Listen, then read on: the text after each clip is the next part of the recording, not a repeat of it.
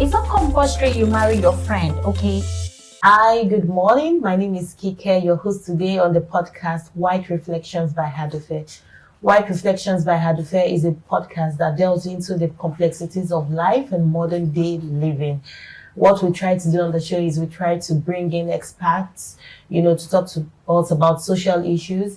And then we try to bring people with real life experiences on the show to talk to us about their experience or experiences in various, aspects of life. Perhaps somebody going through something similar can benefit from it. Today, we shall be talking about an abusive relationship, how to break free.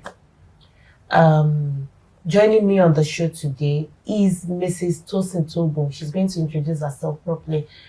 I know that some of us or many of us do know people who are struggling in relationships, who are in abusive relationships, who perhaps are finding it really difficult to get out of that relationship. You have tried many times.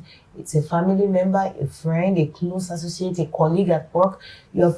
You've tried many times to see if there's a possibility of, helping them get out of that abusive, relationship. And then all efforts have proved abortive. I have brought in an expert today that can, help us see ways by which we can get out of that person can get out of that, relationship without so much hindrance. Joining me today once again is Mrs. Tosin Togun.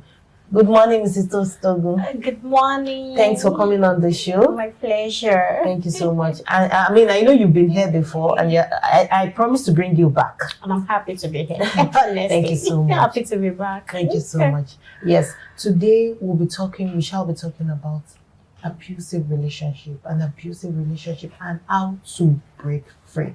And now I do know that abuse in any form can happen to any gender. It's not age related, it's not gender related. Okay? It happens to male, it happens to female, irrespective of the age.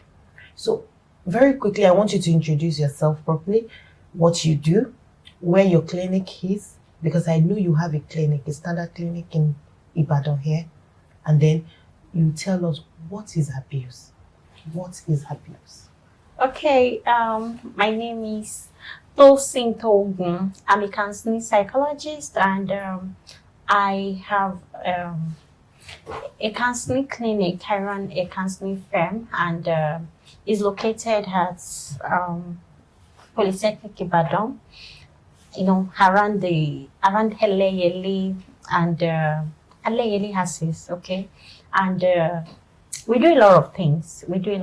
And one of the things we do is helping people who are going through, mental health challenges to actually recover from their past experiences or their trauma, or whatever it is that they are going through at the moment or in the past, or they went through in the past. Okay, so and we also do other stuffs, that involve around parenting, marriage, and the families. All right, so I'm so happy you brought me back on the show. Thank you so much. My pleasure to be here. So I just asked, an abusive relationship, that's the topic for today. An abusive relationship. How do you break free? How can somebody who is going through an abuse, who is in an abusive relationship, how can that person break free? Okay, yes. First is important we even know what abuse is, because the point where the freedom comes with knowledge, the freedom comes with knowing that, okay, this particular relationship is abusive or not. And in Show Up Counseling Clinic, for instance, if anyone should show up and say, oh, I want to break my relationship because I feel it's abusive, one of the things we ask is, what are your symptoms? Why will you say your relationship is abusive? So before you could actually come to a conclusion that you are in an abusive marital relationship, you should know what an abusive marital relationship is, or your symptoms also have to be on point. Like there must be symptoms of abuse in such a relationship. So, going further, abuse simply means, okay, let me say it this way: that abuse in the marital relationship simply means that the party, each party that is involved in that relationship, or one of the party, the fundamental rights of either parties or one of the parties involved in that marital relationship is being threatened or not recognized. You know, when you have a relationship where your human rights, your fundamental human rights, such as a right to be heard, a right, to contribute, a right to your freedom, a right to earn an income. When you are in a relationship where all of this is being frustrated, you could not relate with other persons around you. I've heard and I've also been in to manage relationship in which the maybe one of the parties involved, the other spouse is saying that you cannot have friends. You cannot have friends in the compound, where they are living, and also you cannot have friends in the environment. Is that a form of abuse? Yes, that's what I'm saying. That it's important that we understand what abuse is and what the symptoms are. When your fundamental right is being threatened, okay, when your fundamental right is not recognized as human, then definitely, you have been abused. Funny enough, a number of people are in abusive relationship, but they do not know because they don't understand. Once it does not include, physical punching, they don't know that, oh, I'm being abused, or this shouldn't be. Funny enough, also, many people term abuse to be love. I don't know how people just interchange the word. I don't know how, a number of people believe that when a man or a woman is possessive of you, that is love. When a person is actually, for instance, we have a case like that, this man is always like beating up this woman, and the woman, that's physical abuse. Physical abuse this time around. So, the family has to rally around her. So they brought her down to our clinic. And she said to me, Mrs. Togun, it's them. They don't understand what is going on with us. It's love. He beats me because I do not listen to what he's trying to pass across to me. He's not abusing me. They couldn't just understand that he loves me so much that he doesn't want to lose me to any other person.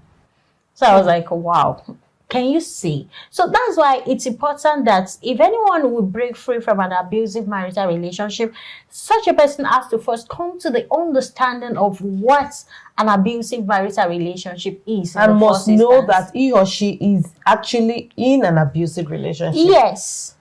So, so it's very, very important that we know the meaning. Also, I just said the meaning now, where a relationship in which your fundamental human rights is not being respected, is not respected. Your voice is not respected as an human being. Your life is not contribution is a waste of time. They tell you don't have head, you don't have, you can't think straight. That's talking down on you. That's verbal abuse. Yes.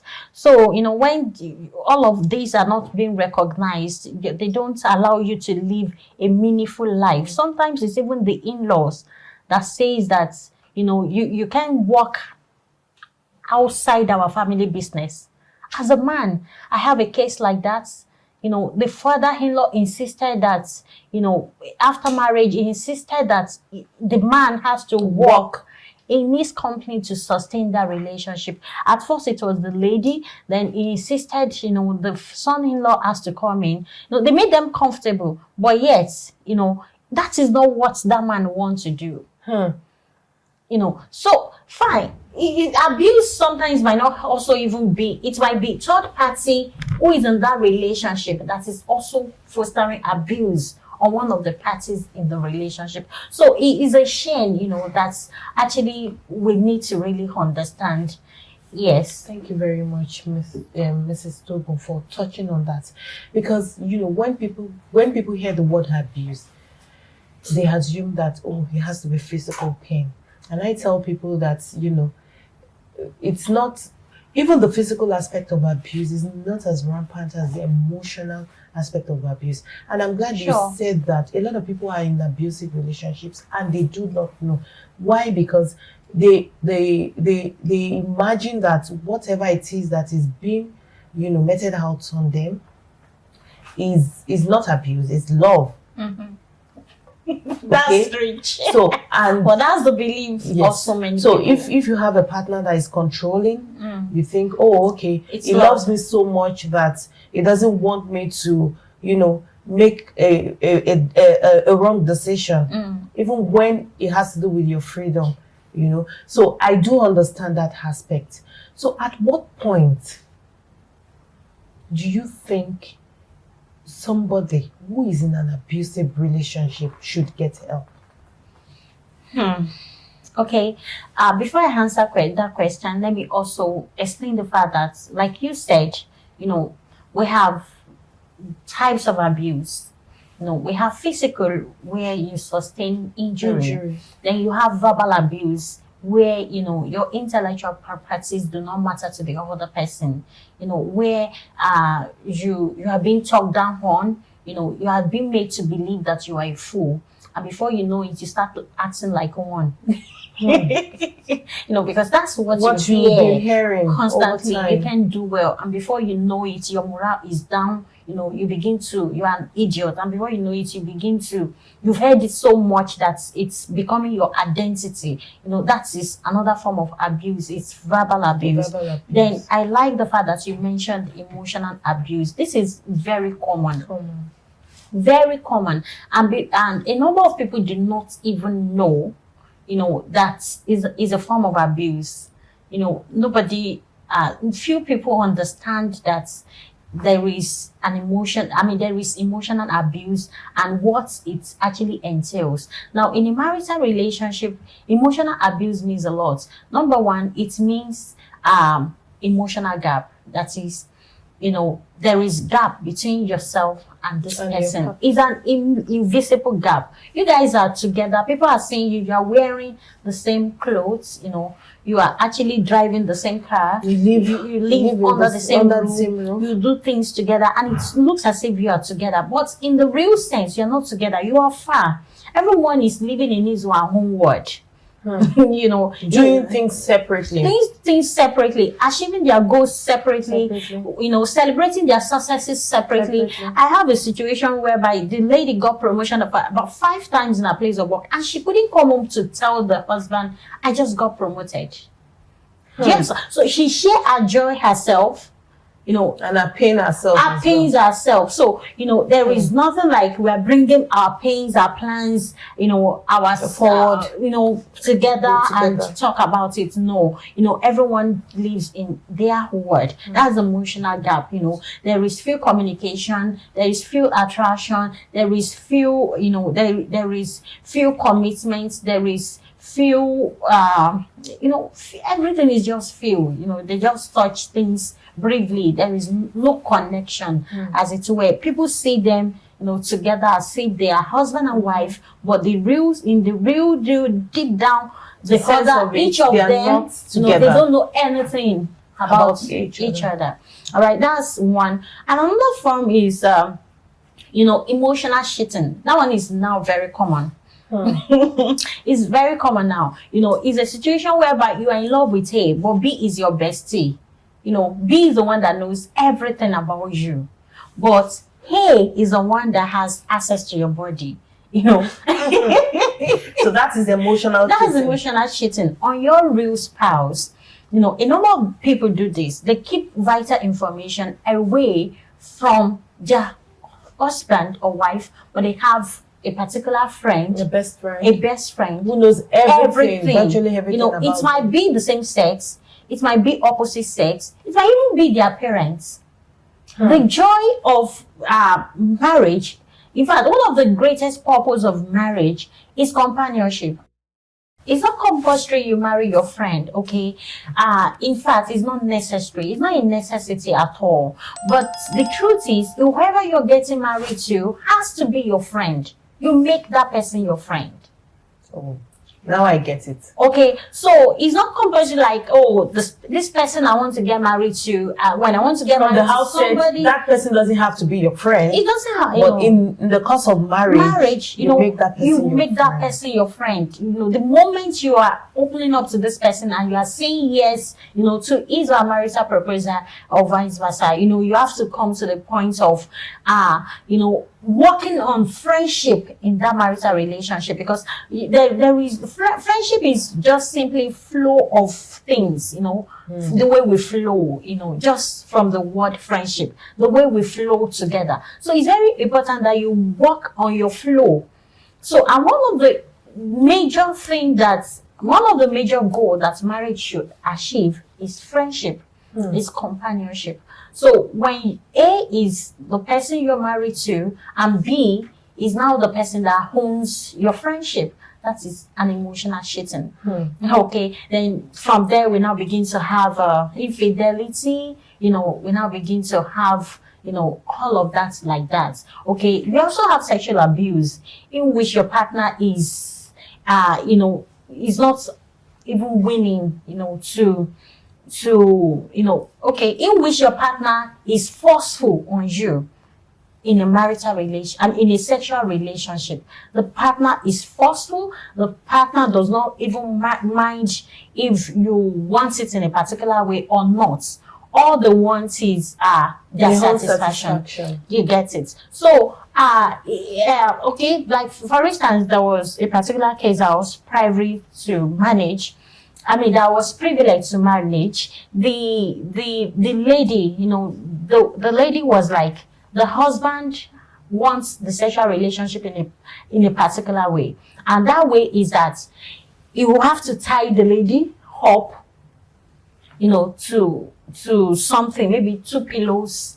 Then you will have to squeeze the baby and the lady, maybe squeeze her neck, like choke her, you know, have to do a lot of things to her, you know. It's a form of mental disorder actually. You know, you have to choke her and all of that and squeeze her and beat her up even sometimes before he can feel relaxed. And this lady is like, she was like, that was not how they started, you know. He doesn't just know how the man graduated into that habit.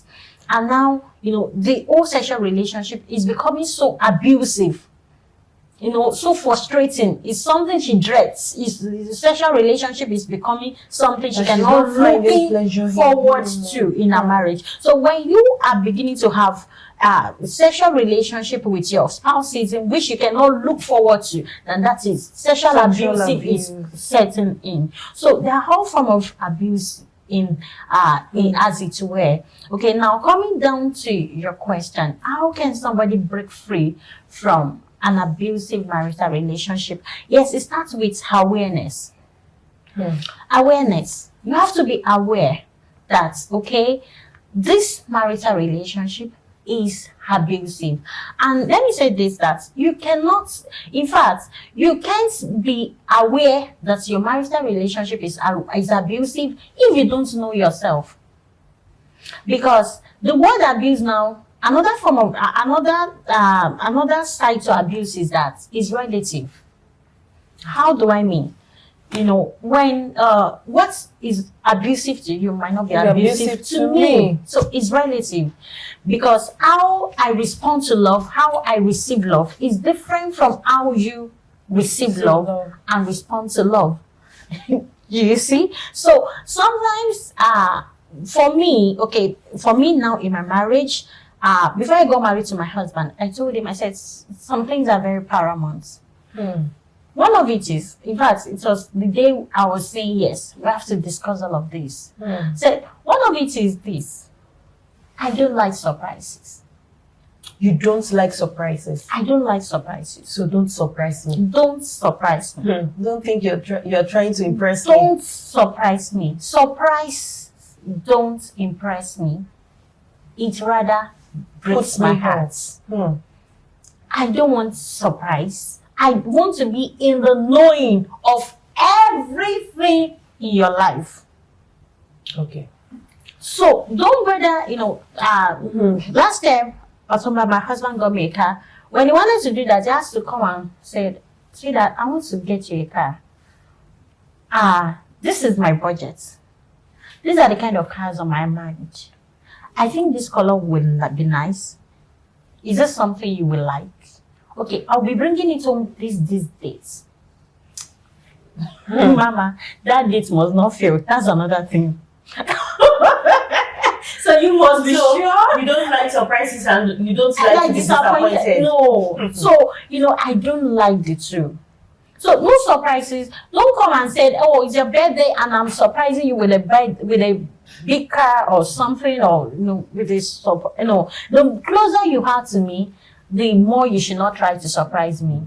If you are far away and you surprise me, it's fine by me. Okay, so I've discussed all of these values with my husband before we got married.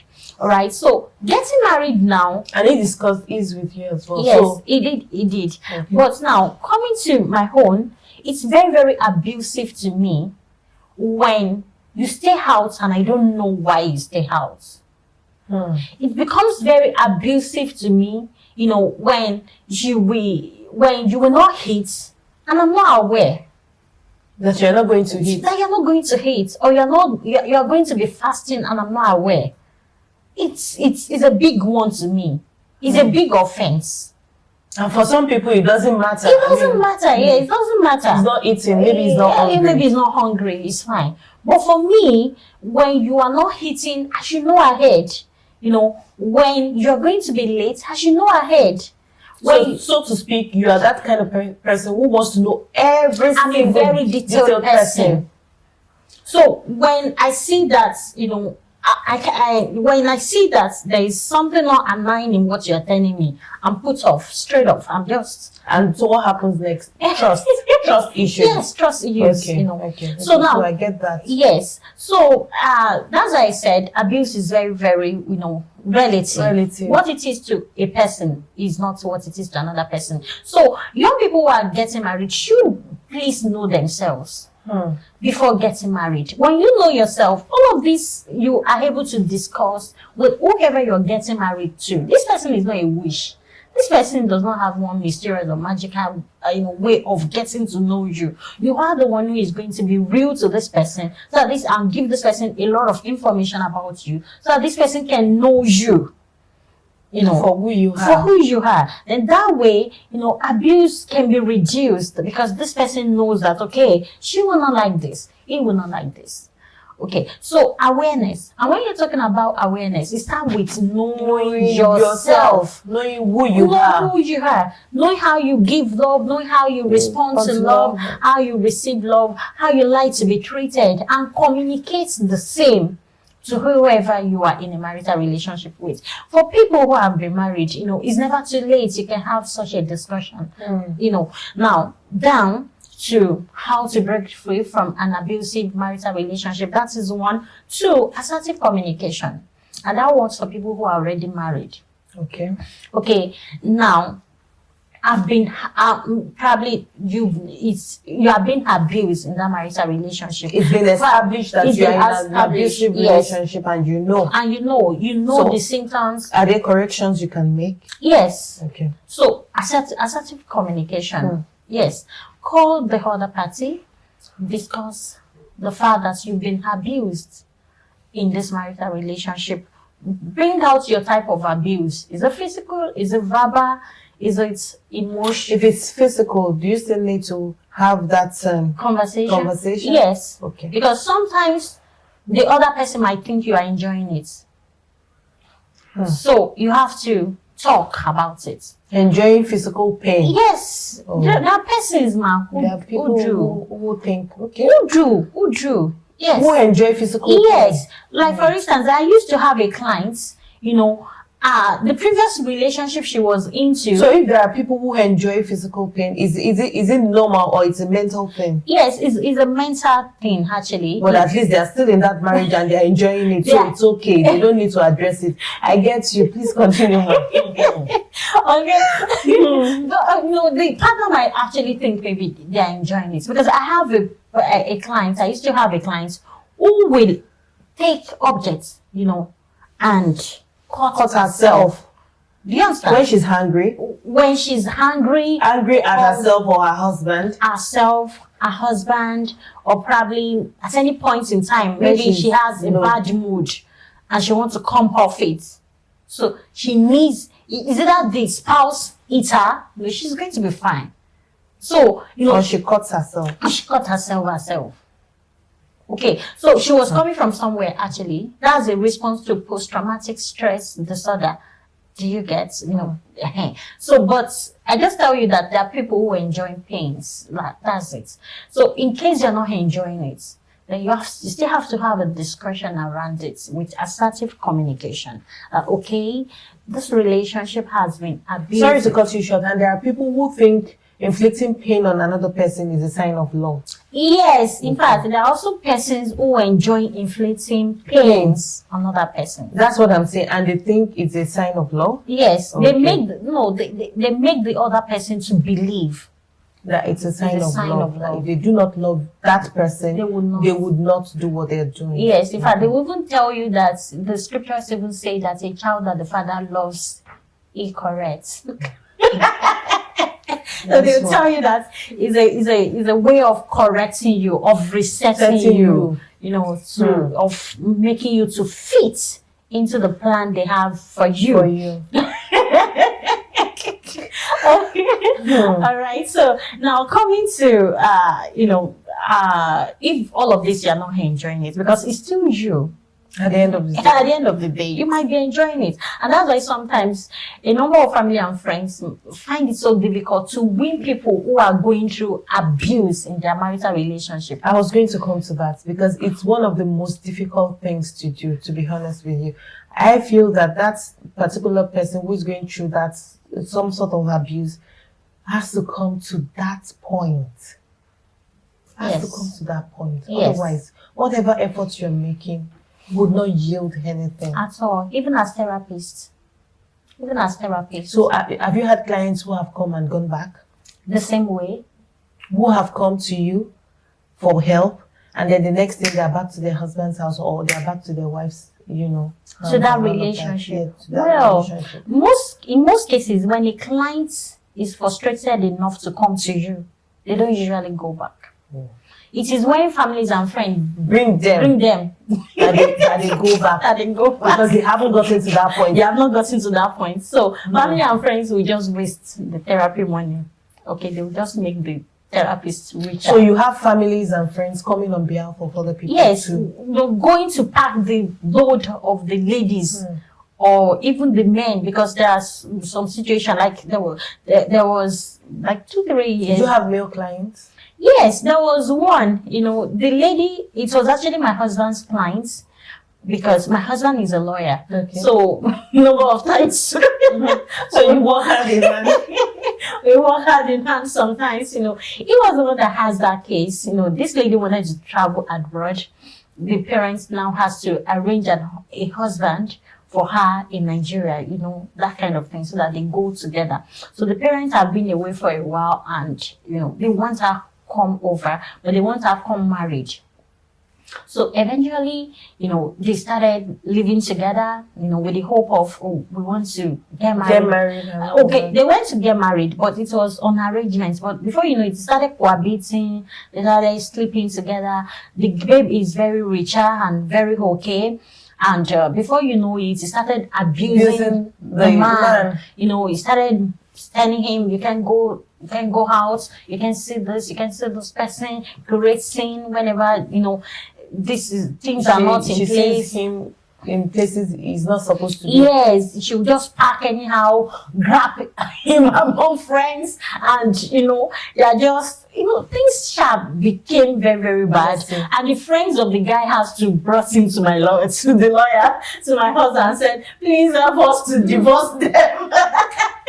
Before she kills him. And my husband was like, as long as I'm going to divorce them, he needs therapy. Stuff like that, you get it. It needs therapy. So it was from your husband to you. Yes, so stuff like that. But the truth is, there are men too in that situation. Yes, Absolutely. like you rightly said the other time, there are men in that situation. But however, assertive communication works. Let that person know that you are tired. If you have been enjoying it before or accepted the lies that this is love, now I understand that love is more than just feelings or emotions. Love is commitment, and commitment is relative. That is doing that thing that will make paying the price that this relationship is required to work. You get it? So don't force it. Let's work around real things that will make this relationship will work out. Okay, so you have to let that person know that, this lies or whatever it is you've been telling me is no longer working. I'm feeling the pains and the whole thing is becoming abusive. So let this person understand. Then after that, give it time. There's need for patience and see if that assertive communication works or not. Because the door of marital relationship needs to be shut gently. For many reasons. Okay, so again, when you see that the abuse continues, repeat that process of assertive communication. What do you mean the door of marital relationship has to be shut gently? Yes. It's a gradual thing. It's not something you get out of. Yes, it's not something that you come out with and you just bang the door. One, it might hurt you that you do that. That's another thing. So you might not heal quickly. If you break it anyhow, you are likely to go back, because this person you are once emotionally, connected. So when young people want to walk out of their courtship, I tell them you do it, with process. Because if you walk away, try all possible, means of reconciling first. Yes. If it doesn't work, yes, then you can now begin to take steps. So come repeat that process of assertive communication again. Assertive communication simply means, you are engaging that person in a meaningful discussion to put your pains, your plans, and all of that on the table without pulling this person down, without, hurting the ego of this person, without using abusive words on this person. So repeat that process again. Then if it fails, then consider separation. Separation is different from divorce. It's just creating space. Creating space between you and this person. Even in courtship, the same thing. Emotionally create the space. Financially create the space. Physically create the space. Socially create the space. I don't mean block him or her on social media, but I was going to ask. So in the process of separation, are you still going to be communicating with this person, or you sever all forms of communication? It depends, but I don't even advise that you sever her because it's just separation. Do you understand? But that separation should be more of emotional than physical, and it should be more of physical as well than socially. You can still maybe talk once in a while on social media. I'm just checking on you, but this time around it's not coming from you. So separation now is a means of what are you trying to achieve by by separation you are trying to achieve a lot. Number one, you are trying to you yourself get healed in the process. Yes, in the process, and that's why you don't block everything, because it's a process to heal. Then two, you could create a longing. You also create a longing in the heart of your abuser, so that he or she can see your values and really miss you and really want to do the right thing to get you back. So very quickly, let me ask: can an abusive person change? An abuser, sorry. Yes, an abusive person. Yes, an abusive person. Yes. An abusive can an abusive person change? Whether male or female? Yes. Because one of the reasons why some persons abuse others are actually psychological. Number one, they themselves have been abused before. and they do not heal. So because they do not heal, hurt people hurt others. So they are hurting.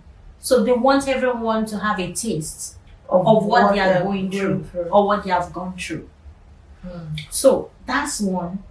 Then two, so there are some situations around their past that have wired them that way.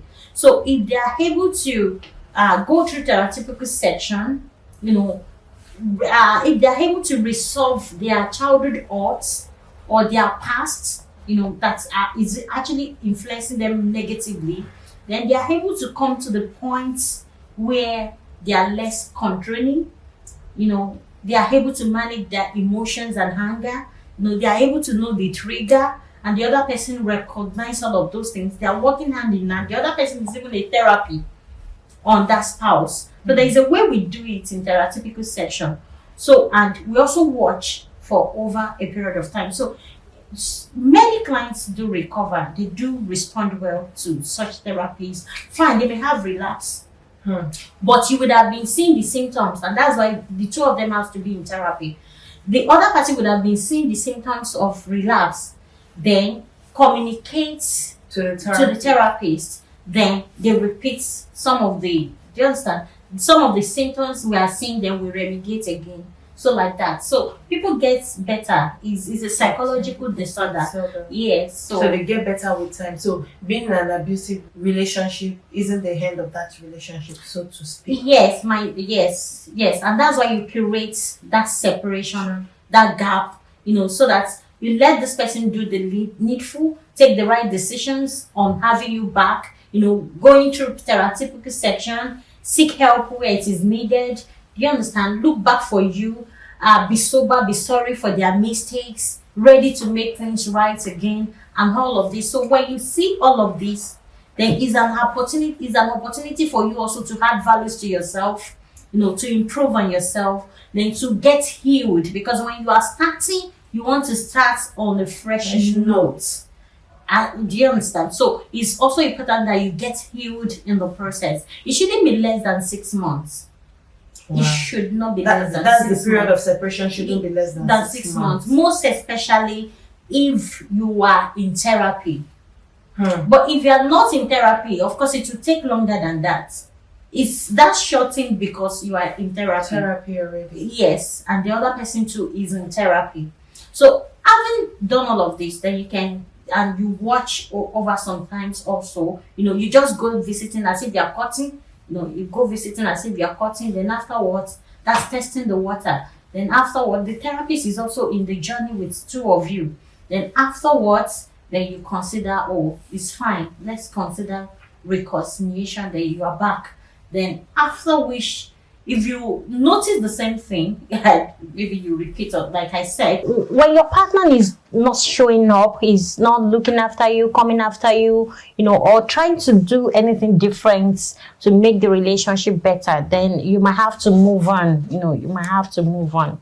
Fine, it could be very, very, it's not something that will be, it's not a process that will be easy, because you might need to go for divorce.